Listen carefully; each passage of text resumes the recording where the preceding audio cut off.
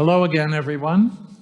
Thank you for tuning in to this second of 3 presentations in preparation for that great day when we will reopen our parish church officially. These presentations are intended simply to refresh and to reawaken our practice of the faith. Tonight is the second of those talks, and we're trying to get the message out to everyone associated with St. Richard's, those who've been coming to the outdoor Mass on Saturdays right through the winter, those who are able to get a reservation and attend the Sunday Mass at 10 o'clock, those who attended the Mass online and watched from their home, many of whom then, right after Mass, drove down to receive Holy Communion by driving up in a drive-by setting. And also trying to reach maybe people that might be out there that aren't part of our community on a regular basis. And we discovered we also have a whole nother group of people who live far away from states from Florida to California, and they enjoy the live-streamed Mass. So I'd like to just say welcome to everyone. We are all, in some way or another, part of St. Richard's Parish, one local branch of the Roman Catholic Church. We're all different in our lives in terms of our spiritual journey and our religious practices. And so that is tonight's topic. What is a parishioner? Okay? Now, obviously, I'm not in my regular priest clothes. I'm in my Good Shepherd clothes. So I want to talk about sheep tonight because it's a topic that Jesus spoke of, and some of our little friends have gathered here in front of the altar from our CCD program. So anyway, many years ago, I was at a talk given by a bishop to a group of priests, and he spoke about the Good Shepherd in a way that I'd never heard about before, and he gave us some information that I did not know. He spoke of different kinds of sheep. The first kind are the sheep who like to stay very close to the shepherd at all times. These are the ones we usually picture when we see pictures of Jesus holding the little sheep. They're almost like pets. And this closeness gives them a sense of safety. That's the first kind of sheep. But there's another kind. And the second kind of sheep is one that wants to be near the shepherd, but not too close. As long as they can see the shepherd in the distance, they feel safe and they feel okay. But don't get too close, don't touch me, and don't demand anything of me. He's just content and he feels safe, kind of close by. Now, both of these sheep have to be gathered together every night and put into a pen for their safety, of course. Once they're all in a round circle of wood that protects them, there's no door, there's no entrance, there's no gate. One of the shepherds then lies down in the entrance. He becomes the gate, and nobody gets in or out without his knowing it. Now in the morning, the sheep are awake and all the shepherds come back. They put all their sheep together and they start to call their sheep. And amazingly, the sheep go to them. They won't go to another shepherd. They recognize the voice of their shepherd. And just to be careful, they're often painted with a splotch of paint, yellow, blue, red, green, to identify the different flocks that belong to the different shepherds. So now, those are the two kinds of sheep, but there's also a third kind of sheep, and I find this kind very interesting.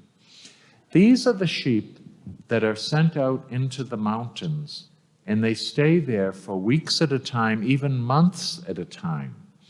They don't need a shepherd. They don't want a shepherd. The only time they come down is to be sheared. And the colors, again, tell you whose sheep they are. but they're very, very different from the first two types. Now, I know that this is all accurate. When the bishop was telling us this story, I said, yeah. Because some years ago, I met a priest on retreat who came from Wyoming. And as a boy, his father sent him, after school got out in June, he sent him up in the mountains for the whole summer by himself. And his job in the family was just to make sure that no wild animals came near any of the sheep.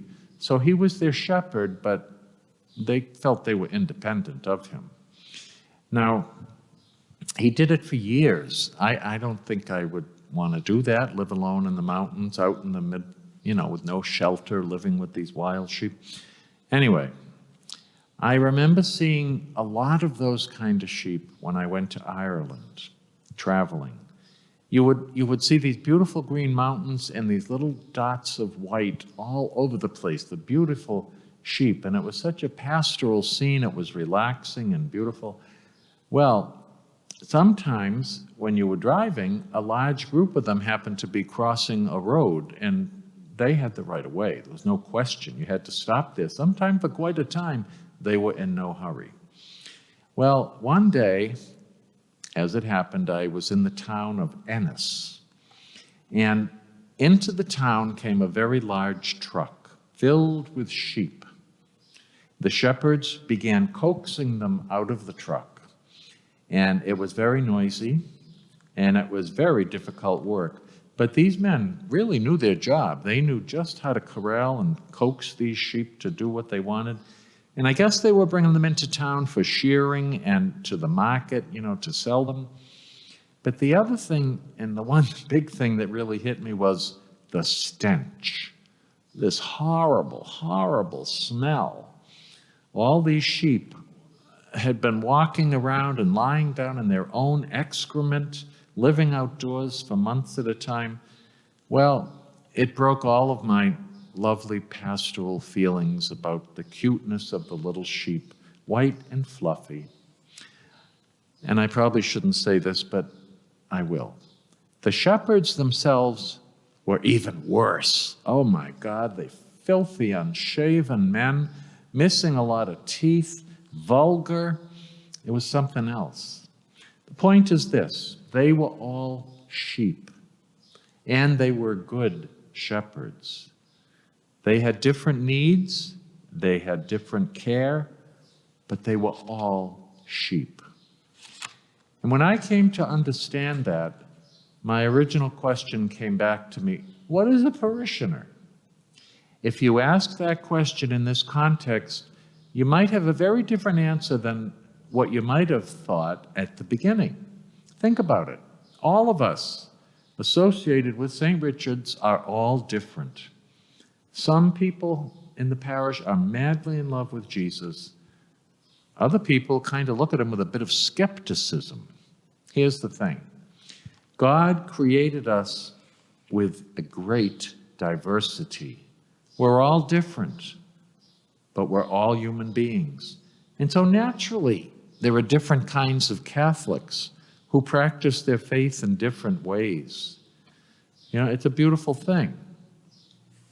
Well, one of the people I think of in this world of diversity that is the Church is Pope John Paul II, a towering figure, an intellectual, an international leader. And he almost had a regal presence. And at the same time, he was very humble. Well, one thing about John Paul II is he would never be found in the streets of Calcutta taking care of the dying with Mother Teresa. And that's not a criticism, that's just the way he was. And by the same token, Mother Teresa herself would be very uncomfortable walking the ornate halls of the Vatican. But they were both Catholics. They were both in love with Jesus. They both shared something in common, this wonderful faith, but they expressed it very differently. So when we share a common faith, it doesn't mean we see eye to eye, that we all do things the same. And it can create a polarization, even a condemnation. And we've had our troubles with disagreeing. In the past 2,000 years, those who have called themselves Christians have fragmented into more than 50,000 groups. You know, we have the Catholics, the Episcopals, the Bible Church, the 50,000, because people somehow can't get along like that. Okay, so being a parishioner brings us to the one thing that's important, the magnet, our love for Jesus.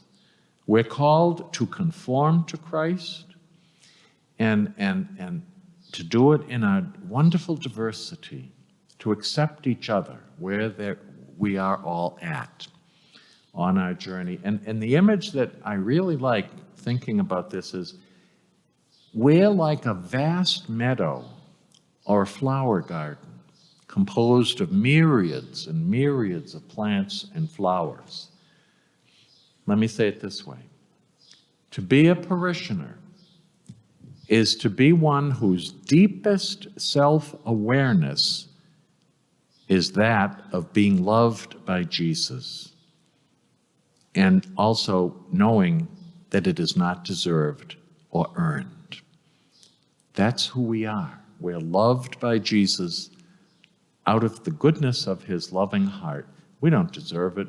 We don't earn it. And if you can think that way, it takes your experience of church to a whole new level. We are not primarily a moral system. We hear so much about good and bad, right and wrong, the commandments. No, that's not our primary focus. I'm sorry. Our primary focus is this. We are a mystical community. You don't have to be good. Well, you do. But that's not the end game. The end game is Jesus. So relax. You're a human being. And that's why I believe the Pope was so right when he said the church is a field hospital for the wounded. We're in this together. So I say to you, don't be alone. Come and join us. Be part of this parish. You'll be glad you did. Thank you very much. I hope to see you again next time. God bless you.